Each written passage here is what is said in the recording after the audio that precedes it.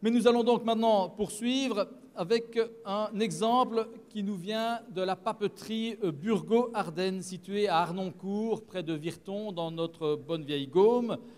Un exemple d'optimisation donc de la ressource forestière. Philippe Corgier est responsable des relations avec la clientèle chez Burgot-Ardenne. Il va nous expliquer comment cette usine de pâte à papier a réussi à utiliser pratiquement 100% du bois qu'il achète, notamment en assurant son autonomie énergétique. Monsieur Corgier, c'est à vous. Je vous tends le micro. Merci beaucoup. Bonjour à tous. J'ai nommé mon travail en fait une fantastique intégration. La raison en est très simple. J'ai récupéré la... Ah oui, elle est là, la zapette. L'idée que nous avons chez Burgot-Ardenne, en fait, c'est d'acheter du bois auprès d'une ressource locale, une ressource de 150 km en moyenne autour du site, de fabriquer de la cellulose, et avec cette cellulose, de fabriquer du papier. Et voilà, ça fonctionne. On a donc deux activités chez Burgot-Ardenne, deux ateliers principaux. Un premier atelier qui va extraire la cellulose du bois, et puis un deuxième atelier qui va fabriquer du papier couché. Et ces deux productions distinctes, c'est deux métiers séparés. Et en fait, on a réussi à intégrer ces deux métiers sur site, sur un seul site. D'un côté, on va fabriquer 360 000 tonnes de ce que l'on appelle de la mixed hardwood pulp, c'est-à-dire de la pâte de bois feuillu. Et d'un autre côté, on va fabriquer du papier couché. Alors, une grande partie de cette cellulose va être intégrée dans le papier, et c'est du papier couché haut de gamme. Et pour vous donner un exemple de volume, parce qu'il est toujours complexe, bien sûr, de comparer des tailles d'outils industriels ou de capacités productives, eh bien, cette capacité en papier représente 1,5 fois la consommation belge de ce type de papier, en papier couché. Aujourd'hui, d'ailleurs, une grande partie de nos productions sont certifiées, bien sûr, davantage PEFC par rapport à la ressource, mais la certification FSC, peu présente, il est vrai, dans nos grandes régions, reste néanmoins une certification importante pour certains marchés. Je pense entre autres la Grande-Bretagne ou aux Pays-Bas. Burgot-Ardenne, c'est donc deux produits, vous l'avez compris, mais c'est aussi trois ateliers, parce qu'en réalité, on va fabriquer de la cellulose, on va fabriquer du papier, mais au centre se trouve l'atelier qui va nous fabriquer l'énergie.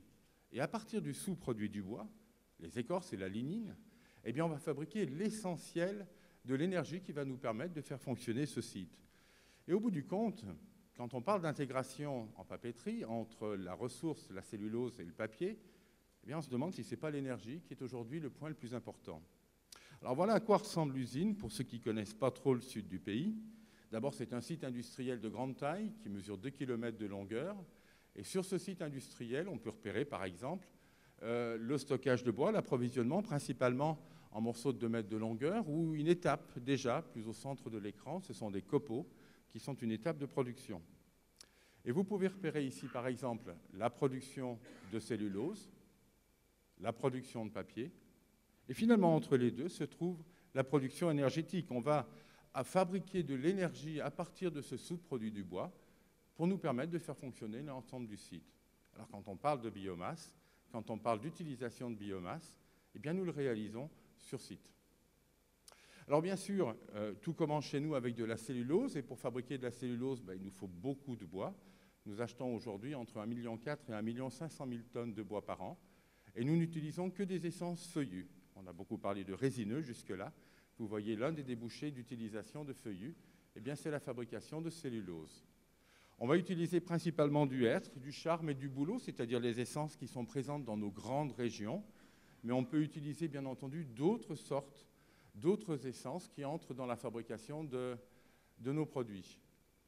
La chance que nous avons finalement d'être complètement au sud du pays, c'est-à-dire complètement à la frontière française, à quelques kilomètres de la frontière grand-ducale, nous donne une zone d'approvisionnement moyenne de 150 km. Alors, c'est un terme moyen, ça veut dire que ça peut être davantage ou ça peut être moins. Mais cette zone d'approvisionnement moyenne est constante depuis plusieurs dizaines d'années sur site.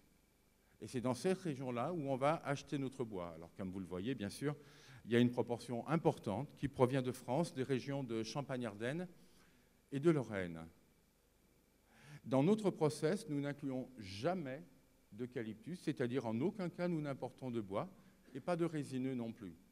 Ce point d'importance, car aujourd'hui une grande partie de la cellulose fabriquée au monde est fabriquée à partir d'eucalyptus. Et de nombreux fabricants, d'ailleurs en Europe, importent du bois pour pouvoir en extraire les fibres, ce qui n'est pas notre cas. Bien entendu, on va valoriser une sous-produit de l'arbre. C'est essentiellement ce que l'on recherche. Des morceaux entre 6 ou 7 ou 10 cm de diamètre au minimum, jusqu'à une soixantaine pour la majorité de ce qu'on utilise. Et on va valoriser aussi des éclaircies. Voilà un exemple d'approvisionnement à l'usine. Nous avons chaque jour entre 220 et 250 camions qui nous livrent du bois. L'origine aujourd'hui, je vous le disais tout à l'heure, est principalement de France, à 82%. Vous le voyez, le reste provient de Belgique, bien sûr, un petit peu du Grand-Duché de Luxembourg, et une proportion très minoritaire, vous le voyez, provient d'Allemagne. Alors, avec 4 tonnes de bois, on va pouvoir fabriquer comme ça 1 tonne de cellulose. Bien sûr, vous le savez, dans 4 tonnes de bois, il y a déjà 2 tonnes d'eau. Et ces 4 tonnes de bois nous permettent également d'extraire 1 tonne de lignine et d'écorce. Et ce sont ces éléments-là que nous allons valoriser en énergie. C'est-à-dire que chez nous, la fibre, c'est la partie noble. Cette partie noble, elle nous permet de faire fonctionner le site, de maintenir des emplois sur site, de vendre du papier, finalement de valoriser cette ressource ligneuse. Et seuls les sous-produits vont être valorisés en énergie. Et d'ailleurs, cette production énergétique, aujourd'hui, elle est extraite de la fabrication de cellulose. Alors, sans vouloir rentrer dans tout le détail de ce chart, on va simplement dire que mon graphique ici fonctionne de la gauche vers la droite. Il s'agit du process chimique de notre usine, mais qu'après la mise en copeaux et la cuisson des copeaux, car il s'agit d'un process de cuisson, la fabrication de cellulose, nous allons pouvoir extraire ce que nous appelons de la liqueur noire, c'est-à-dire un mélange des produits chimiques de cuisson, mais également de la lignine. Ce mélange de produits chimiques de cuisson va être concentré et va alimenter une chaudière qui va nous permettre de fabriquer de la vapeur à haute pression, au même titre d'ailleurs que les écorces ici à gauche de mon graphe. Et cette vapeur à haute pression va nous alimenter 2 turbines qui vont fabriquer l'essentiel de l'électricité nécessaire pour faire fonctionner le site. Enfin, les produits chimiques de cuisson nécessaires, essentiellement de la soude caustique, va être régénéré et réutilisé dans le process. Ce process, qu'on décrit sous le nom de process Kraft, ce process, au départ, sur une usine qui serait seulement une usine de cellulose, génère plus d'énergie que le process lui-même n'en consomme. Voilà l'intérêt d'une usine comme la nôtre, d'utiliser cette énergie excédentaire issue d'un process cellulose sur une papeterie intégrée en aval. Aujourd'hui, cette énergie qu'on nomme énergie fatale, parce qu'en fait, c'est une énergie qui découle de ce procédé Kraft, c'est le nom du procédé que nous utilisons. Cette énergie fatale va nous permettre d'alimenter le site. Et si je dois faire un graphe maintenant sur les énergies utilisées au niveau de notre usine, voilà où nous en étions en 2001, c'est-à-dire qu'à 68% de l'énergie utilisée sur site est issue de la biomasse, c'est-à-dire les écorces et la lignine. Eh bien, aujourd'hui, nous avons une intégration qui s'est poursuivie, avec un but à 87% pour cette année.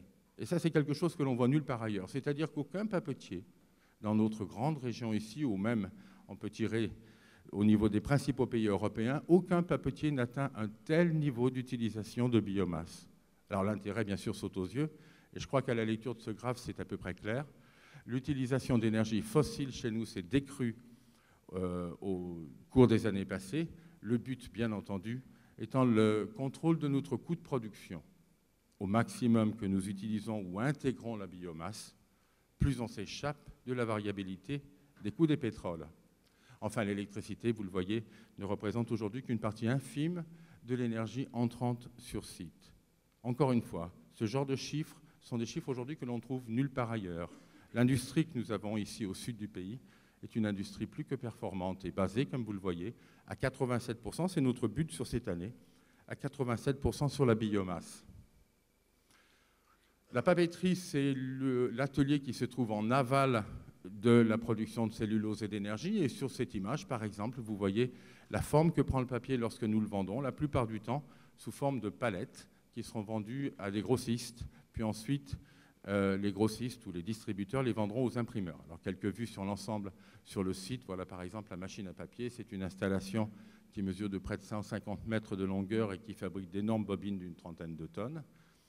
Puis, d'autres machines qui nous permettent de coucher le papier, c'est-à-dire de déposer en surface une couche qui la rend imprimable. Alors l'autre idée d'intégration pour nous, c'est le fait que nous allons vendre nos produits finalement à une clientèle de proximité. Mais cette clientèle de proximité, comme vous le disiez, on la trouve principalement dans les pays de l'Union européenne qui nous entourent. L'Allemagne, bien entendu, la France, le Royaume-Uni. Il ne faut pas oublier le Benelux, mais 11% de nos productions restent en Belgique. En d'autres termes, à partir d'une ressource ligneuse, on peut créer de l'emploi, avoir une industrie performante, exportatrice. Finalement, je trouve que c'est un complément qui est particulièrement équilibré. L'essentiel de notre clientèle, encore une fois, va se trouver tout autour du site. Cette positionnement géographique que nous avons à partir du sud de la Belgique est bien entendu un de nos atouts majeurs. J'ajouterais aussi que Burgo-Ardenne, c'est 630 salariés. À un moment où les affaires ne sont pas forcément faciles pour chacun, vous pensez bien que le fait de maintenir un emploi salarié industriel dans le sud de la province de Luxembourg nous semble fondamental. Mais il s'agit d'industrie lourde, et après tout, c'est une tradition wallonne. Ça veut dire que l'industrie lourde, ce n'est pas forcément que des salariés sur site, mais c'est également des emplois induits en amont. C'est par exemple les emplois qui sont liés à la forêt et qui sont liés aux 1 500 000 tonnes de bois dont nous avons besoin et qui nécessitent à la fois du débardage, du travail en forêt, du transport, bref, toute une activité en forêt liée à l'activité de notre usine. Nous sommes un acteur non négligeable, et vous le savez, au niveau du sud du pays, mais également en France, au niveau de la forêt. J'ajouterai aussi les emplois induits, c'est-à-dire que ce soit au niveau de la maintenance du site, des équipements ou des investissements que nous réalisons, et l'équilibre finalement avec un ensemble et un réseau de petites entreprises qui se trouvent dans la grosse région, c'est-à-dire l'ensemble Sarre-Lorlux auquel on appartient.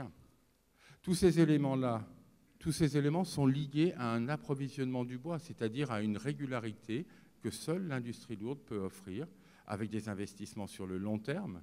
Dans notre cas, notre usine a une 50aine d'années cette année, et on en espère au moins autant dans le futur, en tout cas on s'y emploie. Mais ça nous semble évident de se rendre compte que l'importation de bois en ce qui concerne la papeterie n'est pas une solution et qu'un équilibre nous semble évident entre la ressource d'un côté et la consommation. C'est cet engagement que nous prenons sur le long terme, c'est-à-dire que les investissements qu'on réalise sur notre usine nous permettent d'imaginer un long terme qui peut nous permettre de tenir l'emploi, bien entendu, de développer notre site, mais la ressource forestière doit aussi alimenter l'industrie. Dans notre idée, ça fait partie du but, ou en tout cas du but de la forêt qui nous entoure. Voilà ce que je voulais vous dire aujourd'hui. J'espère ne pas avoir été trop compact, mais j'ai essayé de l'être. Merci à vous.